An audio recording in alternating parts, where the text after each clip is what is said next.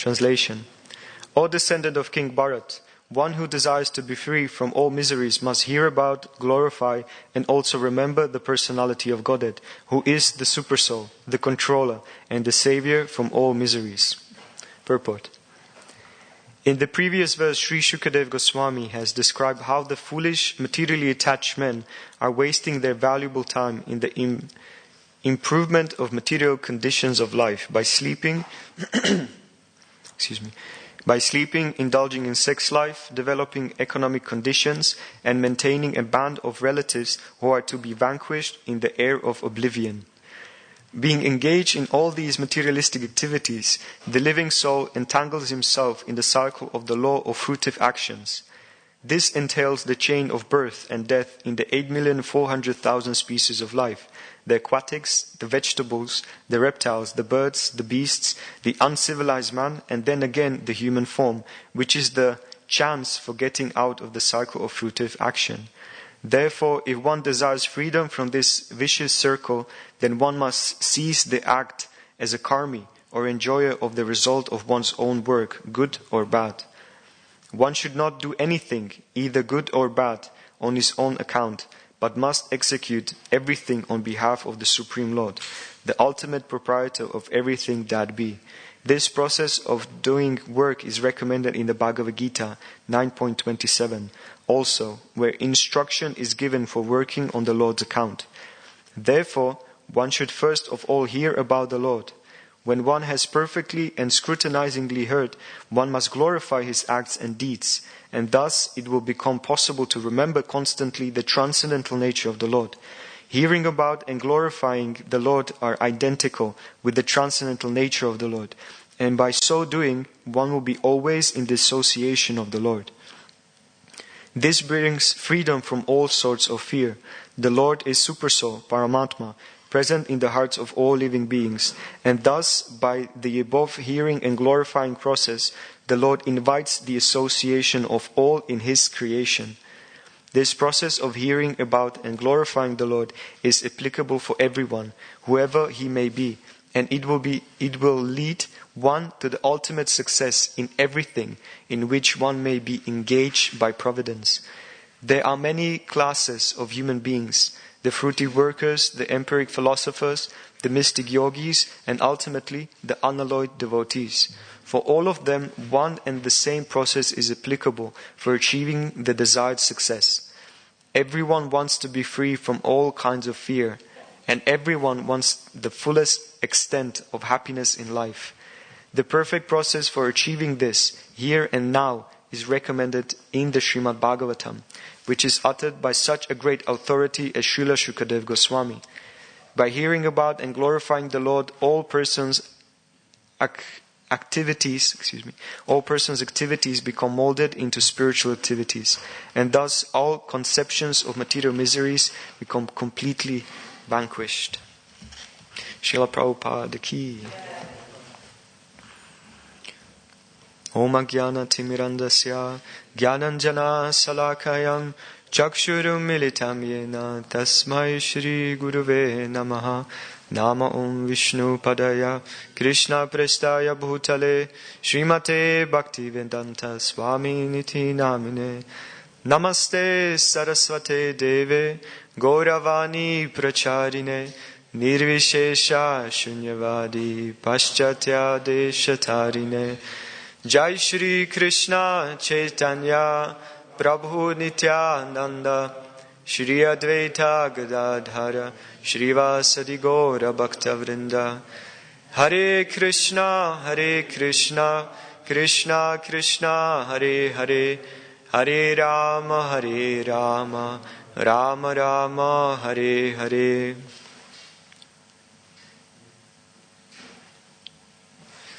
Hare Krishna. So we started the second canto recently, and when we look back in these first 5 verses in the Srimad Bhagavatam, in the second canto, we can actually see they're very much like sutras. all these verses and few verses to come very nicely encapsulate the very essential messages of Srimad Bhagavatam. So in this specific verse, in the verse number 5, we can see how the Lord is approached in three different aspects, on three different levels. Correct? If you look at the Sanskrit, you can very easily pick them up. Can anyone tell me which are the three aspects by which Lord is actually pointed out? If you go through the Sanskrit. Bhagavan, yes. Ishvara. Hari, yeah, that could be one of them. And there's one more then. Sarvatma. So we can see that just by one single verse, the Supreme Lord is approached through different angles, through different aspects. And by these, we can actually recognize the validity of the process. Validity of the process means that established that the Supreme Lord has many different features. Right? In Srimad Bhagavatam is mentioned that there are three aspects of the Absolute Truth. Right? Brahmeti, Paramatmeti, Bhagavan iti shabdyate. So even within this simple verse, within this verse, we can identify these three very important aspects. Sarvatma, which means Sarva Atma, the super soul or the soul of everything or the soul of all, which directly even mentioned by Prabhupada in the purport refers to the Paramatma feature. Bhagavan, most of us, we have this explanation of what Bhagavan means, right? Bhagavan means presented by Prabhupada as opulence. In Amarakosha dictionary is mentioned that Bhaga means also wealth, desire, glory, power, effort, the sun, and fame. So all of this in Amarakosha is explained that what actually Bhaga as such encapsulates. And then Ishvara. So this Ishvara aspect means that the Supreme Lord possesses everything. Everything that we see, everything that we don't see, everything from in all the directions are directly or indirectly possessed by the Supreme Lord. So this aspect is very predominant. Also, another feature, another interesting thing of this verse is that it encapsulates, or again, it presents three possibilities or three possible aspects of how to approach the Supreme Lord. Can anyone tell me which are the three ways to approach the Lord? Again, looking at the Sanskrit.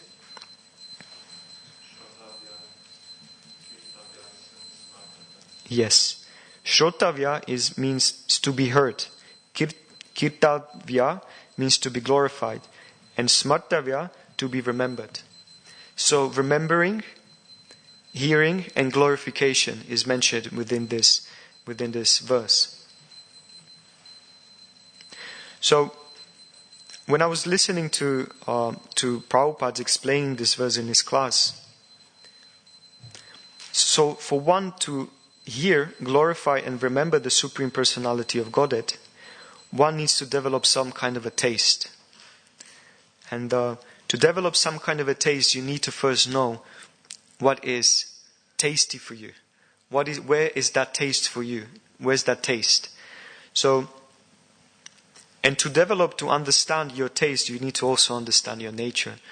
Throughout the history of ISKCON, so many times, so many classes, so many presentations being done on the importance of nature and to understand one's own nature.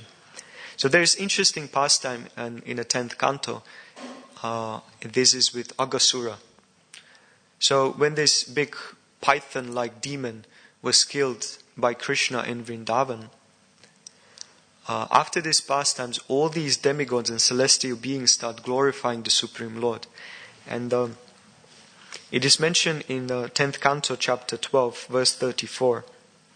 Thereafter, everyone being pleased, the demigods began to shower flowers from Nandana Kanana. The celestial dancing girls began to dance, and the Gandharvas, who are famous for singing, offered songs of prayer.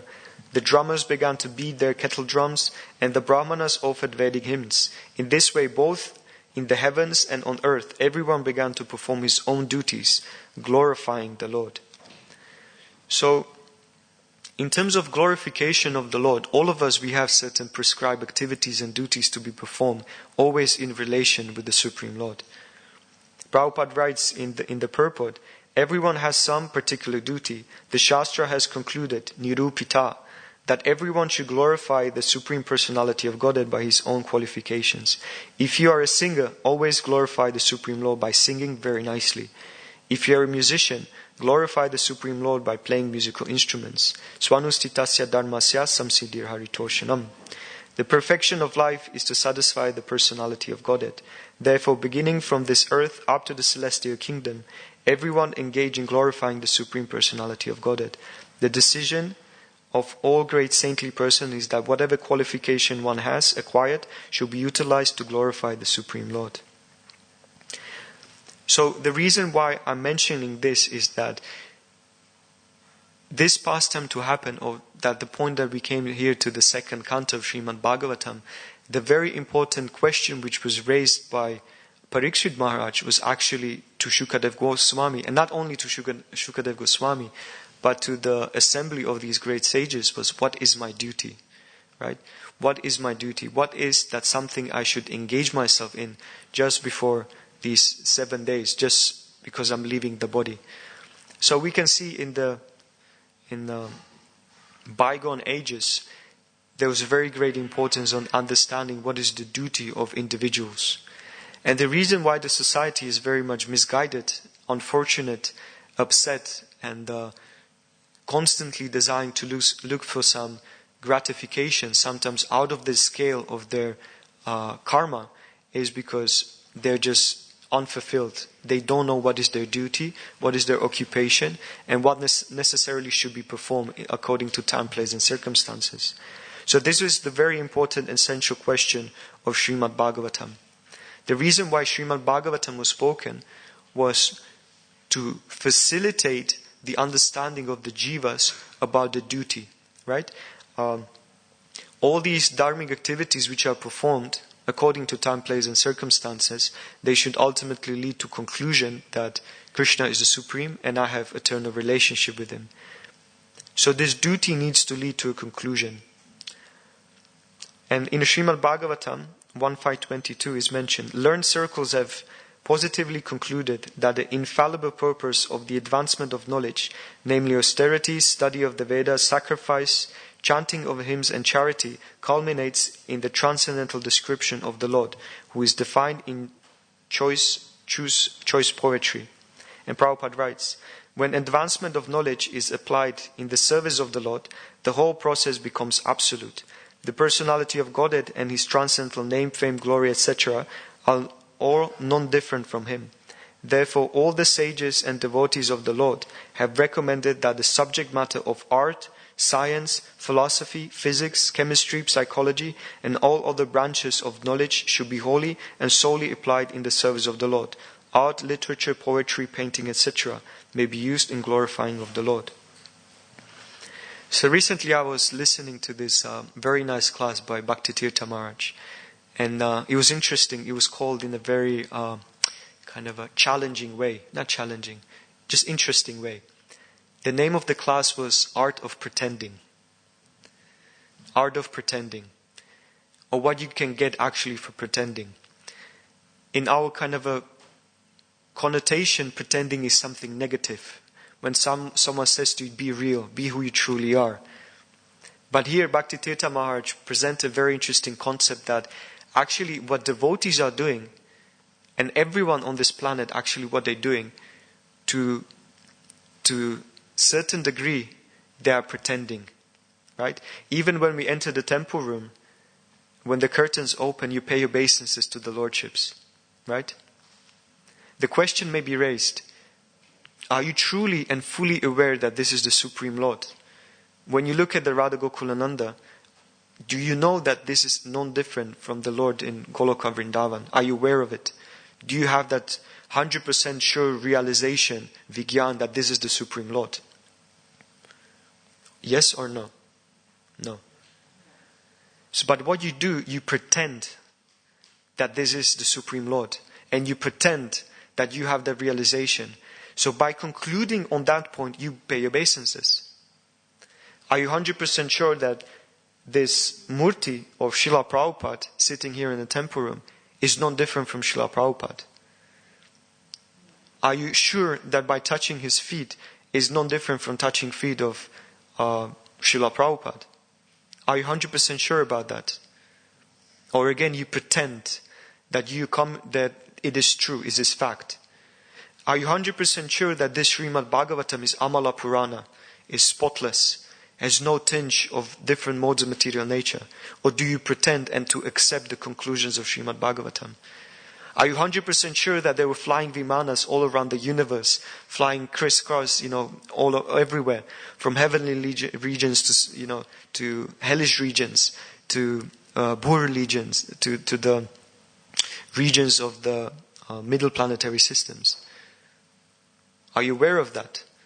According to Srimad Bhagavatam, that's a fact. Prabhupada says many different points, but the question is, do you truly understand them, or do you pretend to understand them? So the point of Bhakti Tirtha Maharaj was that we are pretending to be real. According to the scriptures, our real position is to be Krishna Nitya Das. Eternally we are servants of the Lord. But there are two levels of pretending. One level of pretending is that we accepted this ahankar, this false ego, right? This position, this name, this type of body, this type of society. We are surrounded by certain type of people. We are associating with certain type of literature, culture, and we're pretending that we are not. So dharma, at least the swadharma, means that according to time, place and circumstances, according to a level of ahankar, you pretending that you are a kshatriya, you are pretending that you're a brahmana, you are pretending they're a vaishya and a shudra, right? But all this so-called pretending facilitates your further advancement. So even in that scope of pretending that you are something, you understand the prayojana, which is the ultimate goal. And that is, I am eternal servitor of the Supreme Lord. So that's the first scope or first bubble of pretending. Right? That's the bubble that we pretending that we are something. But then there's that second bubble of reality pretending. Okay, I hope I haven't lost you. Still, you get the concept, right? So the second level of pretending is that we're pretending that we are who we truly are, which is the eternal associates of the Lord, or eternal servitors of the Lord. So, but that is the reality, right? So from one level of pretending, we're pretending that we are what we should be, or what we truly are. So Bhakti Tirtha Maharaj was presenting in a very, very interesting way. And it means that, let's say, some of us, definitely myself, we struggle with certain things, right? It is prescribed that Vaishnava should be acting in a certain way. Vaishnava should behave himself in a certain way. Devotee should hold himself in a certain way. But what if you don't? What if that's not part of you? What if that's not who you are? What if it's that point of struggle you possess in your life? What do you do then? So yesterday, we had a very wonderful presentation by Sutapa Prabhu about the importance of attitude in devotion. And one thing which I take from that was all these two aspects, or two kind of different poles of performing certain activities need to be balanced. And that balance of life comes through, first of all, through awareness, right? Awareness means that you understand what is required of you. You understand, again, the needs of time, place and circumstances. And you also understand your internal nature. So that's the first step, awareness. You need to be aware of your nature to act accordingly. First, you're aware of what are your struggles, and then you understand what are the requirements of your surroundings, just so you can please the Vaishnavas, please the Guru, and facilitate the movement in a correct fashion, in a correct way. So the point I'm trying to make is that, first of all, you should understand your nature, just from the perspective of Parikshit Maharaj. He understood that now I made a transition the transition was made like this. First of all, I was this unfallible, strong king, this ruler, this emperor of the whole world. I was the protector, the one who was representative of God on this planet. But then the transition was made. The curse was uttered. The things changed. I let go of all of these things. And I accepted a new position. I accepted a different circumstances. Now I'm not a ruler anymore. Yet I'm a beggar of these great saints, of these great personalities. Fully. Before, as well, as a kshatriya, always you have to offer respectful obeisances and maintain the brahmanas and the saintly personalities. But now that feature, that aspect of Parikshit Maharaj can fully be manifested. Therefore, at that specific time, the real essential duty was inquire. What is my position? What should I do? What activity should I fully embrace to actually go back to Godhead? And that's why these first initial verses are the sutras or kind of explanations of Shukadev Goswami of essence of what should be done. Therefore, I'll repeat the translation of the verse again. O descendant of King Bharat, one who desires to be free from all miseries must hear about, glorify, and also remember the personality of Godhead, who is Supersoul, the controller and the savior from all miseries. Right? So the inquiry was made. What should be done? And this is the answer. Glorify, remember, and also hear about. Then Prabhupada gives very interesting presentation or step-by-step process of how to actually engage practically in this process. And let me find it. Give me a second. One should not do anything, either good or bad, on his own account, but must execute everything on behalf of the Supreme Lord, and ultimately proprietor of everything that be. This process of doing work is recommended in the Bhagavad Gita 9.27, which is 9.27. Yat karoshi yad ashnasi. Is it this one? Yat karoshi yad ashnasi yajihosi dadasi yat tapasyasi konteya tat kurushva madarpanam. So it means whatever you do, whatever activities you perform, whatever austerities you perform, whatever you eat, do that as an offering to me. So this is interesting point. Whatever you do, whatever you eat, whatever you perform, whatever austerities you perform, do that as an offering to me.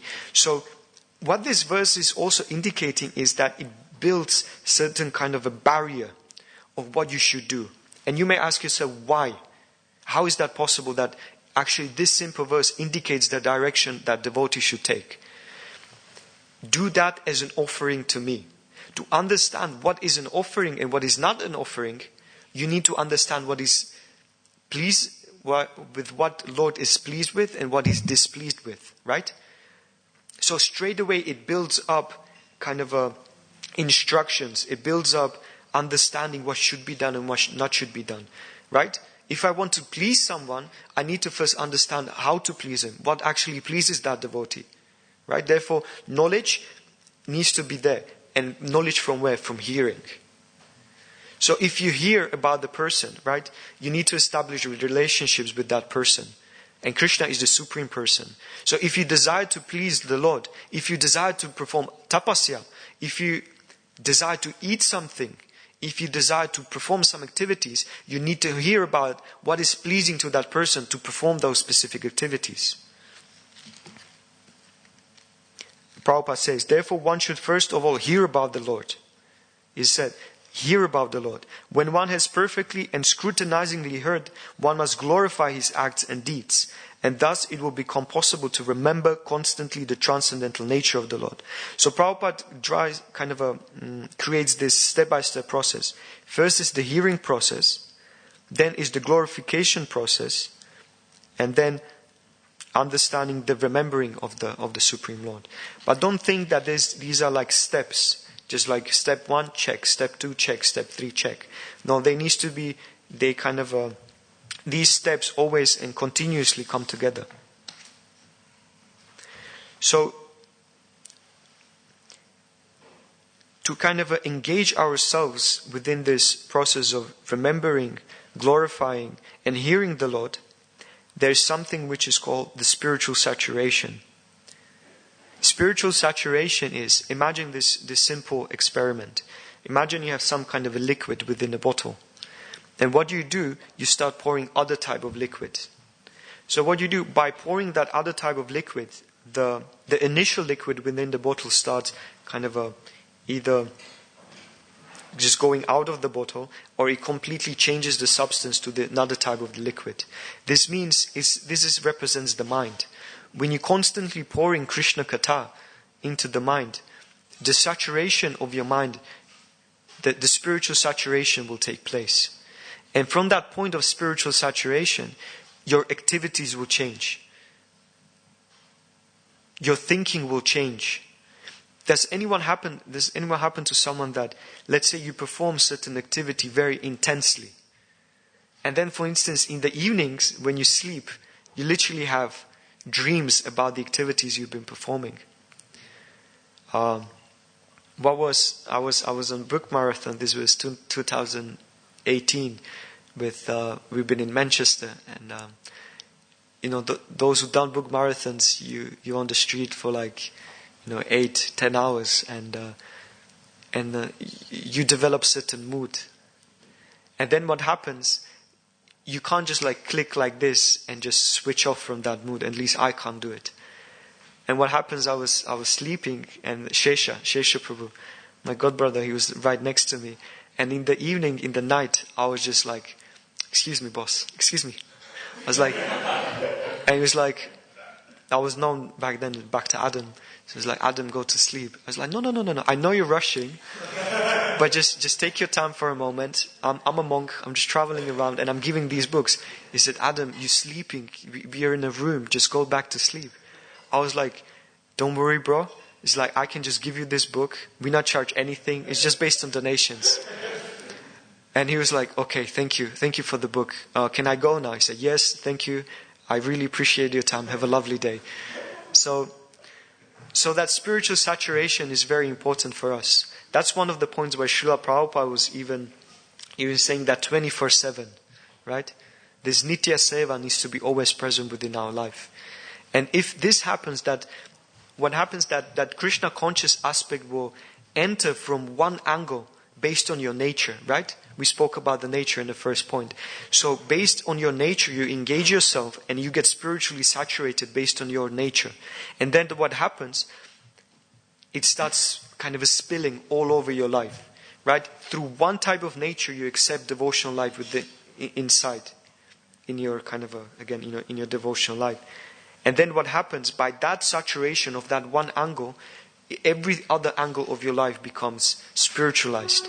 Everything else becomes spiritualized. Not only that service, but everything else. Therefore, it's very important to understand your nature. And one of the other points is that sometimes by externally accepting certain moods, internal life may follow. And let me do a small, little, very simple experiment. Shri Shri Radha Gokulananda ki, Shri Shri Sitaram Lakshman Hanuman ki, Shri Shri Gornitai ki. So I want to do one quick, simple experiment with you now. This is an experiment which was recommended to me by one devotee. And whenever you're down on mood, whenever things are not working out so nicely for you, I want you to remember this one thing. Smile. It's so simple. Now I want you to ask all of you here, just as fake as it may be, whatever it may be, just smile. Smile. Just open the mouth, show your smile, show your teeth, just for a few seconds. Just do it. And what happens is, straight away you can feel some kind of an internal difference. Straight away there's some kind of a change. So by externally performing some kind of activities, even if you don't feel it, right? Even if you are not happy at the moment, even if you are not such a uplifting mood, by externally performing certain activity based on your internal awareness, that internal mood may be changed. So this is a very practical example. I do it now and then. I just go in the corner, just face the corner, Okay, Antaranga, things don't work out, just smile. And then just face the world with that internal mood. Right? So this is very important. So Bhakti Tirtha Maharaj is indicating in this small experiment that if you're not humble, act as being humble. If you're not tolerant, act as being tolerant. If you're not enthusiastic, act that you're enthusiastic. And what will happen? That internal mood will change. Right? Just by that external activity, there's a big chance that internal mood will shift. And then when you do it enough, and many times as possible, that spiritual saturation, that saturation of that activity, that saturation of that character will actually take real internal root within you. And the roots of that character will actually start spreading, and somehow or another, it will become part of you. It will become your default setting. And then even if that's not possible, even if that external activity is not deep enough, you've done your best. And one last thing you kind of can do is the prayer. Just pray. My dear Lord, I'm not tolerant. My dear Lord, I try my best to be tolerant. My dear Lord, I repeat this activity of tolerance again and again and again. Yet internally it cannot take place within my heart. You could annihilate all these great demons. You are known as Madhusudan. You destroyed all these great demons. Therefore, I request you destroy this demon within me. It's not a problem for you, and I'm fully dependent upon your mercy. Therefore, understand your nature, invite some kind of a prayer within your life, and then you will see the difference. And one thing we should be also aware of in terms of changing of nature or engaging ourselves in Krishna consciousness is that when we beg for tolerance, when we beg for mercy, when we beg for humility, when we beg for purity, it's not that the Lord will actually give us the character of purity. It's not like the Lord will give us the character of tolerance. Rather, He will facilitate for us the moments when we may become tolerant. Does it make sense? It's not so cheap. Character change is not very cheap activity. Or it's not that's why this process is simple for the simple and complicated for the complicated. But same time, there's a lot of endeavor need to be invested in your internal mood transition. But what brings us to another point is that in the Srimad Bhagavatam, Canto 4, chapter 22, verse 39 is written, the devotees who are always engaged in service of the toes of the lotus feet of the Lord can very easily overcome hard-knotted desires for fruitive activities, because this is very difficult. The non-devotees, the jnanis and yogis, although trying to stop the waves of sense gratification, cannot do so. Therefore, you are advised to engage in the devotional service of Krishna, the son of Vasudeva. Prabhupada writes in the purport to this verse, as long as one continues to try to artificially stop the waves of desires, he will certainly be defeated. That is indicated in this verse. Desires for fruitive activities are strongly rooted, but the trees of desire can be uprooted completely by devotional service, because devotional service employs superior desire. One can give up inferior desires when engaged in superior desires. To try stop desires is impossible.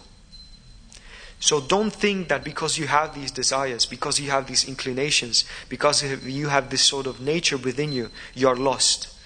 Things are done for you. There's no sort of change. But actually by engaging yourself in devotional service, in praying, Krishna will facilitate the change by the platform of devotional service. And that aspect of purification will be that which kind of takes you out from this strong roots of the desire tree, that negative desire tree, not the kalpa vriksha in the spiritual world, that the desire tree which took deep roots within your heart. And as Shukadev Goswami, he was kind of building up a momentum, and as these verses we've been presenting, the conclusion is that this Srimad Bhagavatam is the result and option for you to actually cut this desire tree which is within your heart. It is written in Bhagavatam in the 12th canto, chapter 13, verse 18. Srimad Bhagavatam is the spotless Purana. It is most dear to the Vaishnavas because it describes the pure and supreme knowledge of the Paramahamsas. This Bhagavatam reveals the means for becoming free from all material work together with the process of transcendental knowledge, renunciation and devotion. Anyone who seriously tries to understand Srimad Bhagavatam, who properly hears and chants it with devotion, becomes completely liberated. So because Srimad Bhagavatam speaks about all of these problems, Srimad Bhagavatam, and next time when you read Bhagavatam, try to extrapolate the difficulties that you go through, right? Whatever it may be. Lack of knowledge, lack of focus, lack of determination, lack of, again, humility, tolerance, focus, desires, lack of spiritual desires, lack of, whatever it may be, whatever troubles you go through at this specific time in your devotional life, extrapolate them, see them, and then next time when you read Srimad Bhagavatam, take the message from Bhagavatam and see that this is the result of me praying through my difficulties. This is the facilitation or answers on my difficulties in my current stage of affairs, in my current stage of difficulties in my devotional life. Gajendra, right? Gajendra was a personality who was not thinking about surrender. Gajendra surrendered to the Lord only after he was harassed by the crocodile. Gajendra surrendered only after prolonged time of focusing on his own strength. That could be applied in our life as well. So one thing which I really like about Bhakti Tirtha Maharaj is that he reads with understanding. He reads with truly seeing the essence of Srimad Bhagavatam. You see, Srila Prabhupada, he can encapsulate tons of books within one sentence. Srila Prabhupada can literally, in one sentence, you can write purports and purports on those purports on Prabhupada sentences from Srimad Bhagavatam. Like there is one very interesting sentence Prabhupada mentioned here.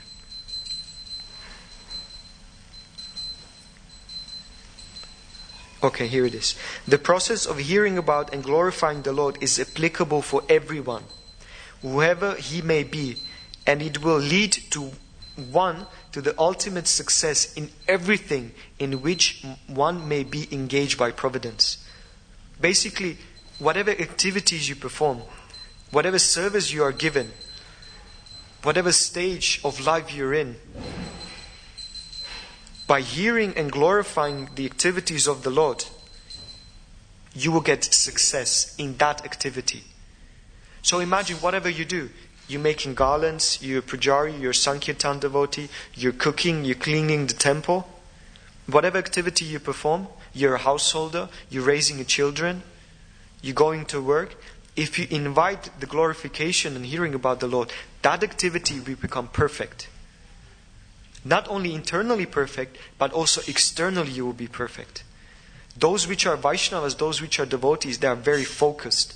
They can lift that service they've been given. It's not only clean the temple, it's not only mop the floor, but you will actually extend the service you perform to such a degree that you will do everything and more which is required. So Prabhupada writes in the purport which I mentioned here to this verse from 12th canto, it's not Prabhupada's, Prabhupada's followers. Because Srimad Bhagavatam is completely free of contamination by the modes of nature, it is endowed with extraordinary spiritual beauty and is therefore dear to the pure devotees of the Lord. In the beginning, we have been speaking about nature of one's activities, which are there due to our connection with the gunas. But here is mentioned that one should associate with Srimad Bhagavatam because these gunas are missing. And by that, we can develop spiritual qualities. So first, in our small little Bhagavatam journey, we encourage devotees, encourage ourselves to work and act based on our nature. But here, in conclusion, is that by associating with Srimad Bhagavatam, that nature which comes ultimately from three modes of material nature start evaporating. They will start changing. And only thing which will last is that spiritual nature. That because we are associating with the activities of Paramahamsas, the mood, presentation, and blessings of those Paramahamsas will be will be upon us. So I'll finish the presentation here. Thank you for your tolerance and patience. If there are any points, questions, or anything devotees would like to share, please do it now.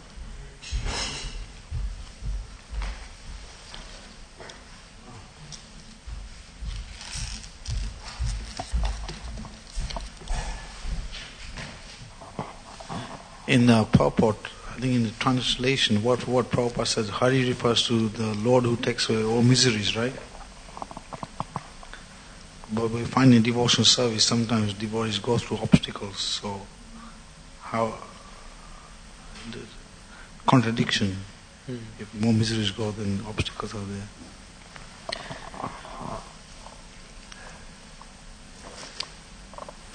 I would say that diamonds are made under pressure, and yesterday I heard very nice point actually from you, Srinivas Prabhu, and from Sam Prabhu, that Krishna doesn't want slaves or doesn't want broken people, broken personalities in spiritual world.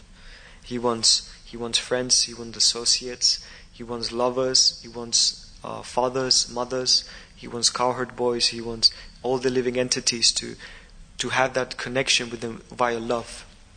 So if difficulties or obstacles are coming there, rather than our reaction to feel broken by them, the question should be, what is my duty? Again, what can I learn from these obstacles? What are there to show me and indicate to me? And many times these obstacles are on the level of the mind. So we can see some, and I think devotees, you can also see that there are certain repetition of activities which happen through our whole life, right? Different faces, different people, same situations. And by observing these things, observing these repetitions, you can actually see, this is the message Krishna wants to show me. This is something I really have to work on. So identify that, and next time when that situation comes, just be aware of it and say, okay, Krishna is again telling me, be humble, be tolerant, be meek, try to be happy, be enthusiastic, just be different than you've been before.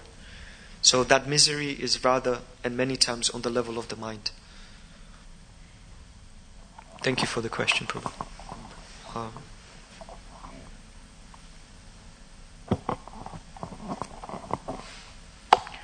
Thank you, Prabhuji. That was a brilliant class. I just have one question on this.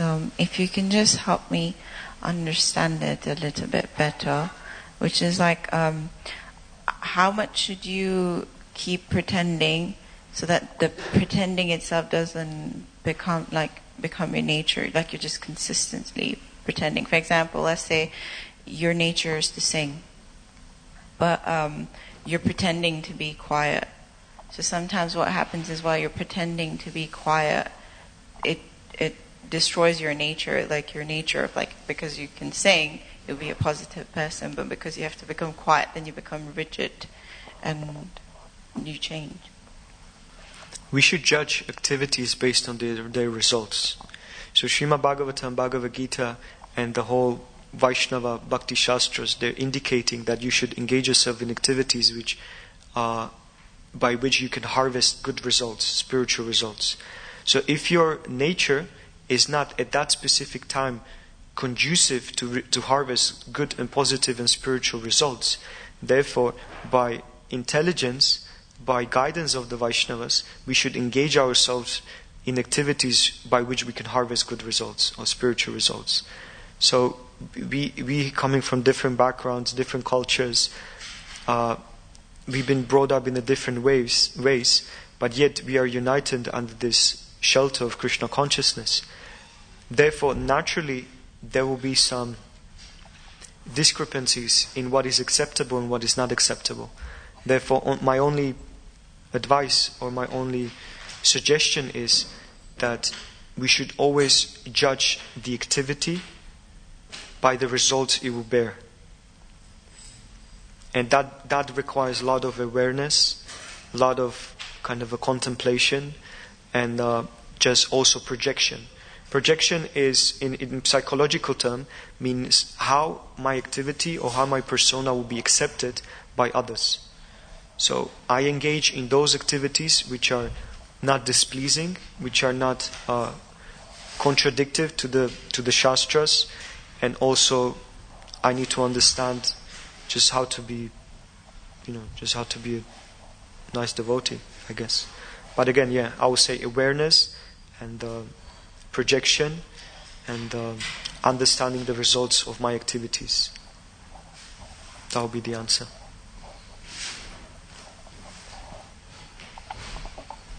Thank you. Parajan Prabhu? That's an interesting aspect there. It's an interesting aspect there. You actually have to, you think that by nature you're just being yourself, but actually sometimes we have to understand that actually that you see it as a negative because somebody's trying to take away from you. So that's your vision. But actually, if you can just transform your nature into an act of giving, in other words, to others, not necessarily, it doesn't become a suppression of your nature, because you know some good will come out of it for others. And that's the whole, we've got to transform what we see as a negative thing could be good for others. It's just our vision that they're trying to stop me, that they're doing this. It's, so I can't be myself. But actually, it's not. That actually, they're telling you that actually, in taking, your natural proclivity, could be actually an act of giving to others. That actually, that instead of drowning them out, like Harika's talking about, her voice, it overpowers other people. You can't hear them. And so instead of saying, they're stopping me being myself, that it's not the case. That actually, that you want their benefit so that they won't be overpowered by this voice that not only sings the verse, but it sings the refrain over the top of everybody else. It's you just have to do it, and it's just good for you that actually that this just being myself. Children are like that. They want to show off, and when they haven't got this, that they're not the centre of attraction, that actually this is the thing we got to be careful with. It's our false ego. It's not a case of suppression of the self. It's false ego. That actually we can, if we give to others, then all of a sudden it becomes transformed instead of an act of suppression, but an act of giving. But let other people be sing. Let other people to think. But also, if we're not careful, we lose track. And like sometimes you have to be reminded that there's still the rest of the program to come, and we got to stop here because there's more program to come. Yes. We have to control ourselves for the sake of others because there's another program going on. So it's not an act of suppression, it's an act of giving. Oh, Krishna, I forgot. We got to do the class now. You know, you can carry on all you like by your own nature, but it won't help you. It won't help you. Yes. Because we have to consider others, you know. So, you know, sometimes an act of giving can be an act of taking away, you know. And Harry's good at that. He takes away that which we got to be careful of. True. And that's what we want him to take away, our false ego. You know. But anyway. Thank you for that point, Purjan Prabhu. Yes, I will take last question and then we will finish.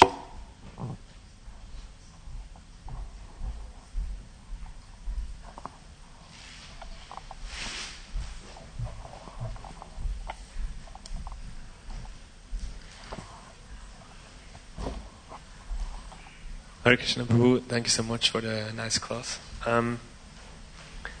You mentioned that by an external activity we can change our internal mood. How can we make sure that we don't repress any other emotions by doing that? Because Krishna also says, what will repression accomplish? So just like to have some your point on that. That's why I mentioned, thank you for the question, it's a very important one. Yes, we very much focus also on repressing certain character traits which are not conducive for our spiritual life. But then Prabhupada mentions in the purport that the important part is higher taste. So it will not be only will not have only negative connotation, not only repressing, but also will have a positive effect. Like for instance, you may not be satisfied with certain activities that you perform, but your spiritual master instructs you to do it.